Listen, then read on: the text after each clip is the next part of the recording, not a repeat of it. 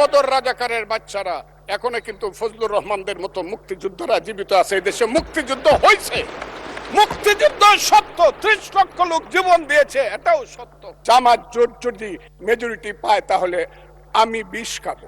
এদেশের জঙ্গলে শুধু কোকিল ডাকে না, এদেশের জঙ্গলে রয়্যাল বেঙ্গল টাইগারও থাকে। যতদিন রয়্যাল বেঙ্গল টাইগার থাকবে মুক্তিযোদ্ধা জিতবে, রাজাকার কোনোদিন এদেশে জয় লাভ করতে পারবে না। তারা আমাকে ফজা পাগলা বলে কথা বলে, উনি একদিনই তা বলে। তারা নাকি সভ্য, তারা নাকি ইসলাম। মুক্তিযোদ্ধা পরিবারের লোক কেউ জামাত করতে পারে না। মাননীয় সদস্য ফজলুর রহমান অপেক্ষা করুন। আমার শেষ, আমাকে দেখেন ডিস্টার্ব। আমি আর তাদেরকে বল, মুক্তিযোদ্ধাকে যেভাবে 5ই আগস্টের সঙ্গে তুলনা, যোদ্ধাদের সঙ্গে তুলনা করা হয়েছে, 5ই আগস্টের যোদ্ধাদেরকে আমি ছোট করে দেখি না। তাদের যারা শহীদ হয়েছে সে আমি তাদের প্রতি শ্রদ্ধা নিবেদন করি এবং তাদের আত্মার মাগফিরাত কামনা করি। শহীদ আমি ছিলাম 5ই আগস্টে, তার আগে 10 বছর যাবত, যেদিন থেকে আমি বলা শুরু করেছিলাম আওয়ামী লীগ একটি অভিশপ্ত রাজনৈতিক দল, সেই দিন থেকে 10টি বছর নিরন্তর আমি যুদ্ধ করেছি। আমি আমার যেদিন সর্বশেষ 28শে অক্টোবর নয়াপল্টনের মাঠ থেকে 10 লক্ষ লোকের মিছিলটাকে ফ্যাসিস্টরা ভেঙে দিল, অনেকেই জেলে চলে গেলেন, অনেকেই পলাতক ছিলেন, হাজার হাজার নেতা কর্মীর নামে যেদিন যুদ্ধ হলো, সেদিন আমি বললাম যে আমি সংসপ্তকের ভূমিকা পালন করব, জয় অথবা মৃত্যু। আমি হাসিনা সরকারের বিরুদ্ধে সবকিছু করব। স্ত্রীকে বললাম তুমি বিধবা হতে পারো, সন্তানদেরকে বললাম তোমরা এতিম হতে পারো, কিন্তু শেখ হাসিনা সরকারের পতন না হওয়া পর্যন্ত আমার যুদ্ধ চলবে। এবং আমি বোধহয় একমাত্র ব্যক্তি যে 4 আগস্ট দুপুর 1টার সময় বলেছিলাম যে আগামী 24 ঘন্টার মধ্যে শেখ হাসিনা চলে যাবে, কারণ তার সরকার উত্তর সিরানা হয়ে গেছে, এবং 23 ঘন্টার মধ্যে শেখ হাসিনার সরকার চলে গিয়েছিল। আমি সেই আন্দোলনে ছিলাম। বলতে পারেন মিছিলে ছিলেন না, আমি মিছিলে ছিলাম না আপনাদের মতো, কারণ আমার বয়স 23 বছর ছিল, তখন আমি এরশাদ বিরোধী মিছিলের প্রধান নেতা ছিলাম আমি। কিন্তু এখন আমার বয়স 78 বছর। আমার ছেলে ব্যারিস্টার 5 বছর আগে, আমার ছেলে ইঞ্জিনিয়ার 10 বছর আগে। তারা 5 দিন পর্যন্ত বাসায় আসেনি, তারা মিছিলে গিয়েছিল, তারা কেউ বাসায় আসেনি। কাছেই আগস্ট মাসকে আমিও খুব ছোট করে দেখি না, তবে কোনো কারণে আগস্ট কোনো বিপ্লব নয়, আগস্ট হলো গণ অভ্যুত্থান। সেই গণ অভ্যুত্থানকে যারা মুক্তিযুদ্ধ এবং মুক্তিযোদ্ধার সঙ্গে তুলনা করতে চায়, জুলাই যুদ্ধ এবং মুক্তিযুদ্ধ, তাদেরকে আমি বলবো, সবাইকে আমি বলবো এই কথাটা বলাই অন্যায়। কারণ মুক্তিযুদ্ধ প্রশান্ত মহাসাগরের সঙ্গে ডুবার তুলনা করা যেমন, হিমালয় পর্বতের সঙ্গে টিলার তুলনা করা যেমন, মুক্তিযুদ্ধের সঙ্গে 5ই আগস্টের তুলনা করা ঠিক তেমনি। আমি আজকে খুব পরিষ্কার ভাবে বলতে চাই, মুক্তিযুদ্ধ এবং স্বাধীনতা সংগ্রাম একদিনে বাঙালি জাতির হয় নাই। 1937 সনে যখন শেরে বাংলার সিংহাসনে বসেছিলেন, তখন উনি প্রধানমন্ত্রী ছিলেন। সেই শেরে বাংলা ফজলুল হক, হুসেন শহীদ সোহরাওয়ার্দী, দেশ থেকে দেশান্তরে গিয়ে সুভাষ বোস, মৌলানা আব্দুল হামিদ খান ভাসানী, বঙ্গবন্ধু শেখ মুজিবুরেরা বাংলাদেশের স্বাধীনতা সংগ্রামের ভিত্তি স্থাপন করেছিল। সেই ভিত্তির উপরে দাঁড়িয়েই 1971 সনে আমাদের নেতা সেই শহীদ জিয়াউর রহমান বলেছিলেন প্রথম নিজের নামে, I Shaheed Zia, I major Zia do hereby declare the independence of Bangladesh, প্রথম নিজের নামে, পরে বঙ্গবন্ধুর নামে। আমি আজকে আপনাদের কাছে বলতে চাই, মুক্তিযুদ্ধ এত সহজ জিনিস না।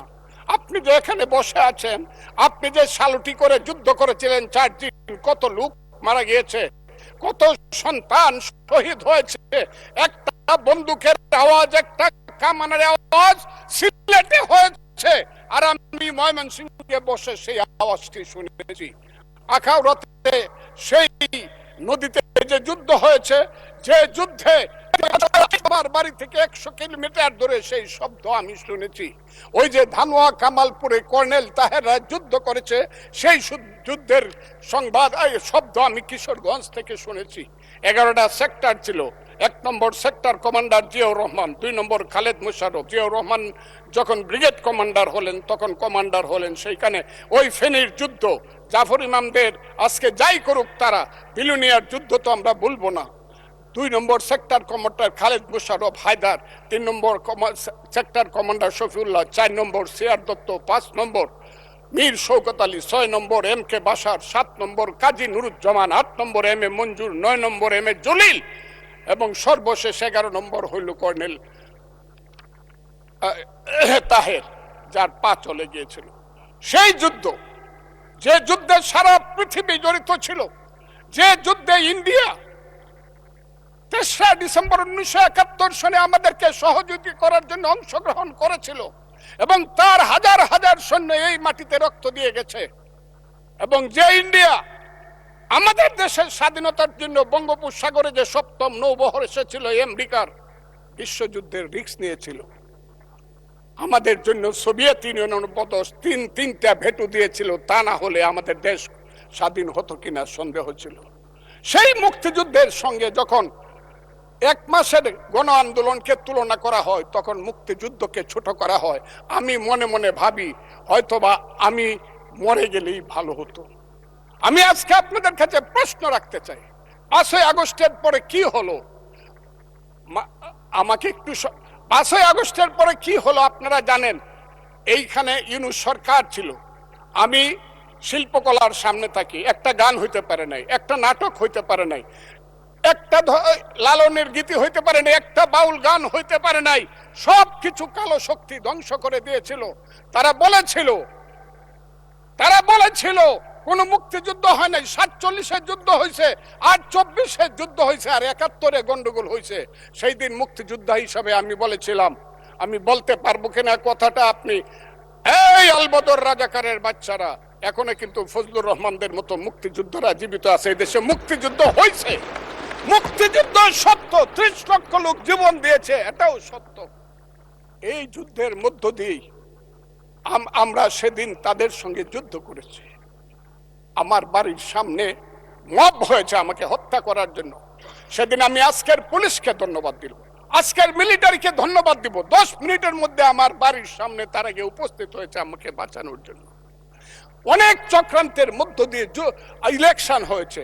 সেই ইলেকশনে তারা কি করেছে, আজকে যারা আমার ডান দিকে বসে আছে তারা কি করেছে, একদিন তো আমরা ভাই ছিলাম নাকি? তারা যা করেছে সেটা কল্পনা করার মতো না। যত চক্রান্ত করেছে, সেই চক্রান্তের ভিতর দিয়ে যখন তারা প্রচার করতে শুরু করলো তারা বাংলায় 2/3 মেজরিটি পেয়ে তারা পাস করবে, আমি হতভাগা ফজলুর রহমান বলেছিলাম জামাত জোট যদি মেজরিটি পায় তাহলে আমি বিষ খাবো। এই কথাটা আমি বলেছিলাম, আমি বিষ খাবো। হ্যাঁ, কথাটা সত্য, আমি বলে যাচ্ছি। এবং তারা কোনোদিন যুদ্ধে জয়লাভ করতে পারে না, রাজনৈতিক যুদ্ধে, কারণ তাদের পূর্বপুরুষ বাংলাদেশ চায় নাই। বাংলাদেশ যদি থাকে, এই বাংলায় শুধু বেলিচা মিলিয়ার জুই ফুল ফুটে না, এদেশে রক্ত গোলাপ, রক্ত জবাও ফুটে। এদেশের জঙ্গলে শুধু কোকিল ডাকে না, এদেশের জঙ্গলে রয়্যাল বেঙ্গল টাইগারও থাকে। যতদিন রয়্যাল বেঙ্গল টাইগার থাকবে, মুক্তিযোদ্ধা জিতবে, রাজাকার কোনোদিন এদেশে জয় লাভ করতে পারবে না। আমি চ্যালেঞ্জ করে বলে গেলাম। আমি আজকে আপনাদের সামনে আরো কিছু বলতাম, কিন্তু আমি টাইমটা দেখতে চাই, আরেকটা কথা বলতে চাই। আমি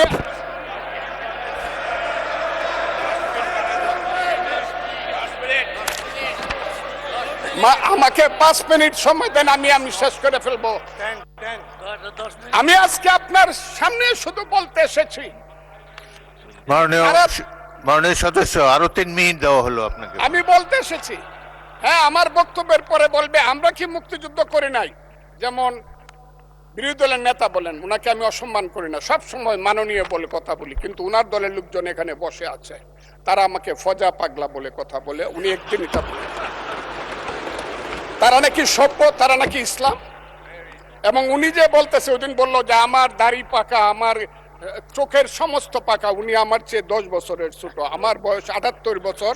আমি 48 সনে জন্মগ্রহণ করেছি, উনি 58 সনে জন্মগ্রহণ করেছে। কথাটা সত্য না মিথ্যা? মাননীয় সদস্য, আমি ওনাকে আপনাকে কেউ এই ধরনের উক্তি করেছে আপনার সম্বন্ধে? এরকম তো সংসদে কেউ বলে নাই তো না এরকম। বলছি করেছে, আপনি কেন করেছে। নিজের টেনে করেছে বলেন, please। আছে এখানে এখানে উপস্থিত। আমি আজকে আপনাকে বলতে চাই, বলতে থাকেন, আপনি বলতে থাকেন। আচ্ছা, আমি যে কথাটা বলতে চেয়েছিলাম, বিরোধী দলের নেতা বলেছেন উনি মুক্তিযোদ্ধা পরিবারের লোক এবং উনি শহীদ পরিবারের লোক এবং উনি জামাত ইসলাম করেন। এটা ডাবল অপরাধ। মুক্তিযোদ্ধা পরিবারের লোক কেউ জামাত করতে পারে না। আর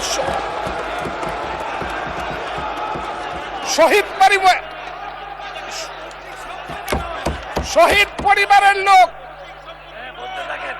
শহীদ পরিবার, মাননীয় সদস্যবৃন্দ, ওনাকে বলতে দেন।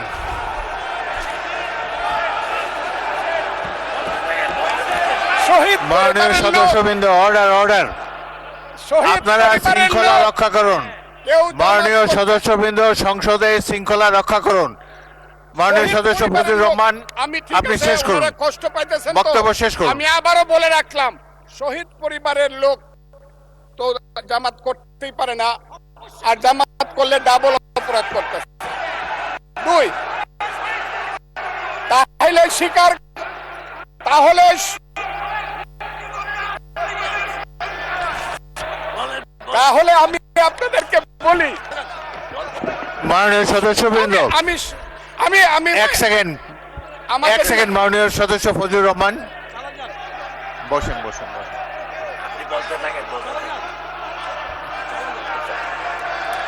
আমি আপনাদেরকে মাননীয় সদস্যবৃন্দ, প্রোটেকশন আশা করতেছি। মাননীয় সদস্যবৃন্দ, বসুন। কিন্তু আমার গলা সংসদে অনেক উঁচু গলা। শৃঙ্খলা রক্ষা করুন।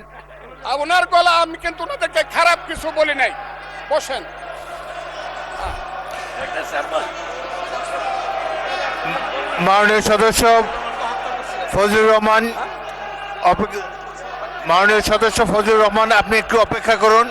আপনি বলতে থাকেন না। মাননীয় সদস্যবৃন্দ, আমি কাজী আজকে নজরুল ইসলাম, আপনাদেরকে প্লিজ সিট জিজ্ঞাসা ডাউন, করি, প্লিজ সিট ডাউন, আমি বলছি my please lord, sit down.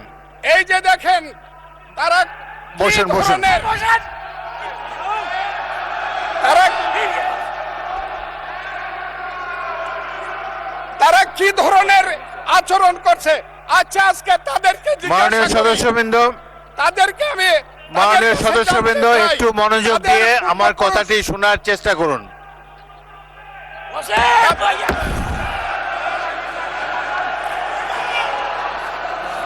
মাননীয় সদস্যবৃন্দ, কাজী নজরুল ইসলাম, বসুন আমি আজকে এই বসুন বসুন। এই কথাটা স্পিকারের বলতে কথা বাধ্য শোনার হচ্ছি। চেষ্টা করুন। এই কথাটা মাননীয় বলতে- সদস্যবৃন্দ, ওই আমার আমি একটা আজকে- কথা আপনারা আজকে মনোযোগ দিয়ে বলতে শুনেন। বাধ্য হচ্ছি, এদের সংসদে আচরণ দেখেন, এদের প্রত্যেক সদস্যের, পূর্বপুরুষরাই এক ফজলুর রহমান, সময় একটু wait করেন, একটু wait আলবদর করেন। এবং রাজাকার ছিল। মাননীয় সদস্য এবং ফজলুর এরা রহমান, ইমাম wait করেন। চৌধুরীকে হত্যা করেছে, Hold on for a second. আলিম চৌধুরীকে হত্যা একটু অপেক্ষা করেছে। করুন। আমাদের নেতা জিয়াউর রহমানকে পাইলো এরা হত্যা করত 16 ডিসেম্বরের আগে। মাননীয় সদস্য ফজলুর রহমান, অপেক্ষা করুন। আমার শেষ, আমাকে Hold on শুধু for 2 minutes. দেখেন ডিস্টার্ব, আমি আর তাদেরকে বল। মাননীয় সদস্যবৃন্দ, এটি বাংলাদেশের জাতীয় সংসদ। এখানে প্রত্যেকেই নির্বাচিত হয়ে এসেছেন। প্রত্যেকেরই এখানে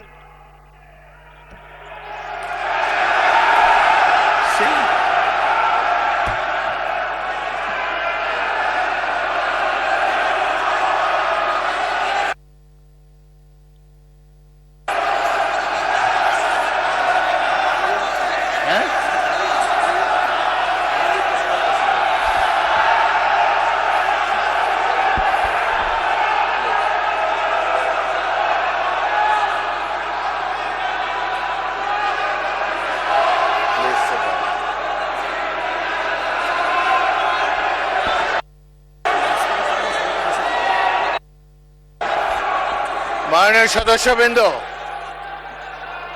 দয়া করে বসুন।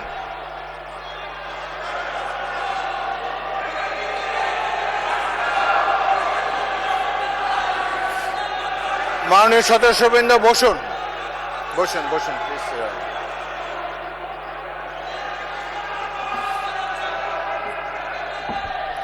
বসুন মাননীয় সদস্যবৃন্দ, বসুন বসুন বসুন।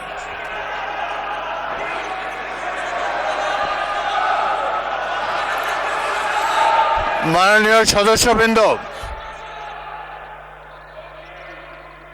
মাননীয় বিরোধী দলের নেতা, আমি বলি তারপরে আপনি বলেন।